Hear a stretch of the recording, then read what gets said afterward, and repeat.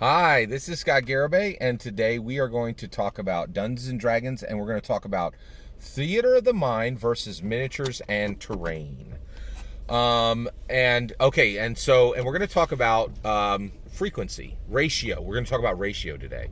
What percentage of ratio, as far as if you run 5 games, how many of them should be?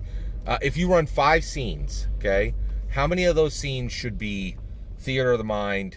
And how many of those scenes should be miniatures and terrain? Okay, and this is only for combat, right? So, because a lot of people run theater of mind for a communication scene, for a social interaction scene, they won't even bother setting the minis down. I will say real quick, you're wrong to not set miniatures down for social interaction scenes. You should definitely be setting miniatures down for social interaction scenes, so that you setting down miniatures is not a clue that combat's about to start. And if you don't do that, you are absolutely cluing your players in the wrong way. You're playing Dungeons and Dragons in the wrong way. So let's also talk about that. I'm going to say, so this is a huge question, right? And everybody's like, what should I do? Should I do theater of mind or should I do miniatures and terrain? And I'm going to tell you today, right? This is the right way. This is the wrong way, okay? Every time I say this is the right way, this is the wrong way, you can attach the words, in my humble opinion, in your head. And the reason why is, it is my humble opinion. I'm going to tell you the right way and the wrong way in my humble opinion. But I'm also not going to say in my humble opinion 25 times in this video. So to make it succinct, I would like you in your brain to attach in my humble opinion every time I say this is right or this is wrong. Let's move forward. All right.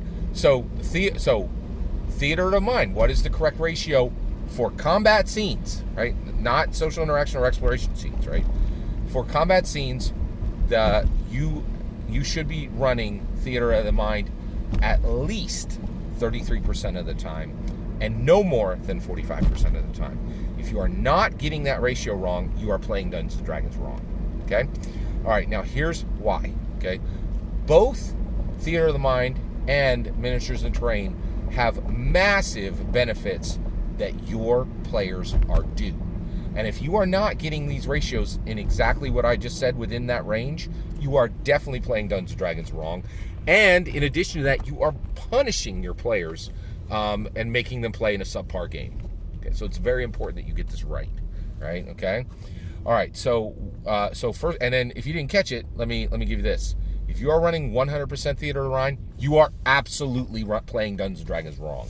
If you are running 100% of your combat situations using miniatures and terrain, you are absolutely playing Dungeons and Dragons wrong. Okay, and here's the why. Okay, so they both have massive benefits that your players are owed. You owe them. What do you owe your players? They're giving you their time. You owe them to make that time meaningful, enjoyable, and you need to attach quality to your game. As a dungeon master, okay? You owe them that. You owe every player at your game respect, kindness, quality, not wasting their time, and you striving to give a good game to them. You owe them that. And if you're running 100% TTOM, you are 100% wrong. And if you are running 100% miniatures and terrain mat, you are definitely running Dungeons & Dragons wrong. Okay, here we go. All right. So the reason why is theater of the mind allows you to make your game massively faster. Let's not pretend it takes time to set up miniatures and to clear miniatures. A ton of time. So if you're using miniatures and terrain mat all the time, you're wasting time, okay? And you're slowing your game down, and your players have to fidget, and you're begging them to pick up their phone every time you pull the miniatures out. So, and so when you clear the miniatures and set them back up, you're like, please don't pay attention to what's happening in this game for the next 20 minutes, right? And so if you have problems with, and every dungeon master legitimately has problems with people's phones, people's mobile phones are basic equipment for modern life. So if you have some nonsense DM out there who says, take your phone away, like, you can't even tell people to. That is an unreasonable request for any humans at all now. People just get freaked out if you're like, hey, you can't use your phone, right? And, and I know there's a bunch of old, like, grognards who are like, blah, blah, blah, right? Like, but the reality is, this ship has sailed, right? your players' phones are going to be at the table, and the reality, and if you're telling them that no, then you're playing Dungeons and Dragons wrong, and that they can't. That is you should not be. No one, like, the biggest thing is people will attach safety to their mobile devices now, right? So this is beyond Dungeons and Dragons. You're saying, listen, one of your members of your family died. You didn't know for 4 hours. It's ridiculous. Like, no dungeon master should be telling people not to bring their phones to the table anymore. That ship has sailed, right? And this is one of the things I think is interesting. Is like there's this whole sect of Dungeons and Dragons communities. Like, the world hasn't changed. It's still 1982. It's not. So there are massive changes happening. So the theater of the mind will massively help you speed your game, and you have to use it to make your game quick. You can't be, setting up and pulling down miniatures. It's just way too slow. Okay. Now, why can you not just go with just theater of the mind? Well, I'll tell you right now. There's no two ways about it. Combat is the most fully realized pillar in Dungeons and Dragons. Combat, social interaction, exploration. Combat is a fully realized pillar. Okay, it's an actual pillar, right?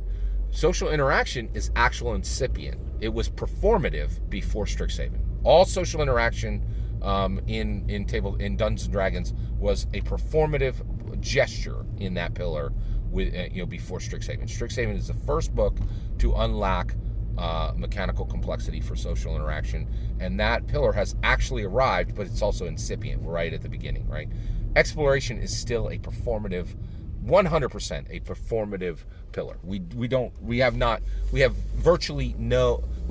real complexity for exploration within Dungeons and Dragons. There's no real complexity for Dungeons, and that's every edition, right? And I'm fully aware of the Wilderness Survival Guide and the Dungeon Survival Guide, right?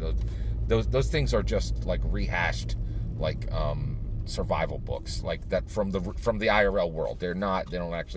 They don't serve for any kind of actual mechanical complexity. And so basically, the reason you can't run so I said the reason why you cannot run Theater of the Mind is there's high complexity combat, and you cannot make that clear to people without miniatures. That some combats, if you're running a Dungeons and Dragons game well, you must use miniatures for 55%,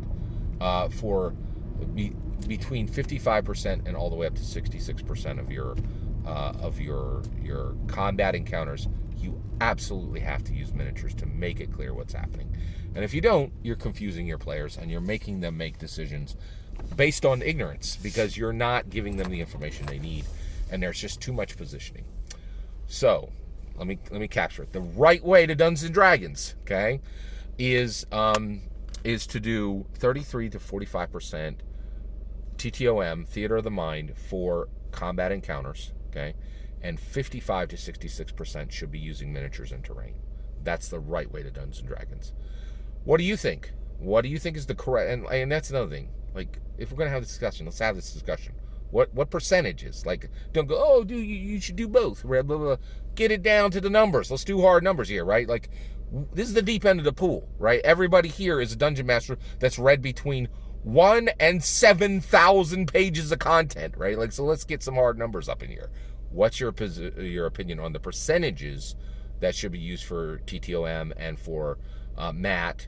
And then also, do you agree, if you're doing 100% MAT or if you're doing 100% TTOM, it's the wrong path?